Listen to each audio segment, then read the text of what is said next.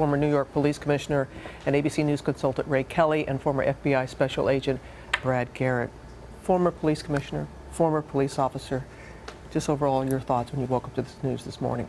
It's jolting. It still gets to you, even though I'm no longer in the department. As you know, policing is a brotherhood, is a sisterhood throughout the country. So what affects one affects all. And we've never seen anything this scope and size since 9/11. 9/11.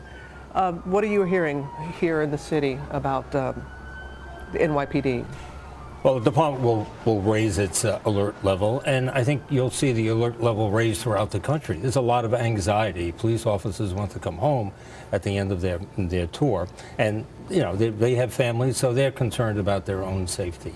But they'll do their job, just as we saw in Dallas. We saw those officers running towards the fire, as the police chief, Chief Brown, said that he saw and heard of so many officers risking their lives to save other officers. And many of the protesters said that too about the police officers that were there, that were there to protect them. Brad, what stands out to you about this seemingly coordinated attack? I think the real key, Robin, was the protest have anything to do with the shooting?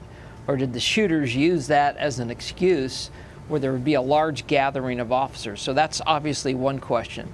The other real key is apparently one shooter is down based on what the mayor is telling us, but do they really have everybody in custody that was involved? And primarily, do they have all the shooters in custody? Because the last thing you want are tentacles of this to be still out in the community that could potentially harm other officers. You bring up a lot of good points, Brad, because we don't know for certain the motive of these shooters, and it doesn't seem, by what the mayor has been saying and others, that they have been cooperative, those that are in custody right now. But it does seem to be that a lot of planning went into this, because where the snipers were placed, it's like they knew the route of the protesters and the police officers. Right. I think, yes, as far as they knew the city, they knew they need to be elevated to be effective at what they were about to do.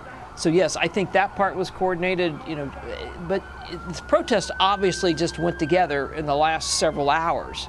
So the idea that was planned in advance, perhaps shooting police officers at some location may have been planned in advance. We'll have to see how that unfolds. Yeah, we will have to see how that unfolds. And Ray, the officers, authorities there doing the best job that they can under some really trying circumstances right now. If you're the police chief, what's going on right now? What are you doing? Well, you want to make certain that this individual who is dead is identified as quickly as possible. You want to get a warrant. You want to go to his house. You want to get his phone. You want to know who his acquaintances are. You want to do everything you can to make certain that this is not part of a larger scheme or a plot. Obviously, there's a lot of moving parts here. The chief has to be very much concerned about the families of the deceased and wounded officers, the mayor as well. Just so many unanswered questions. Yeah. All right, Ray Kelly, Brad Garrett, thank you both very much.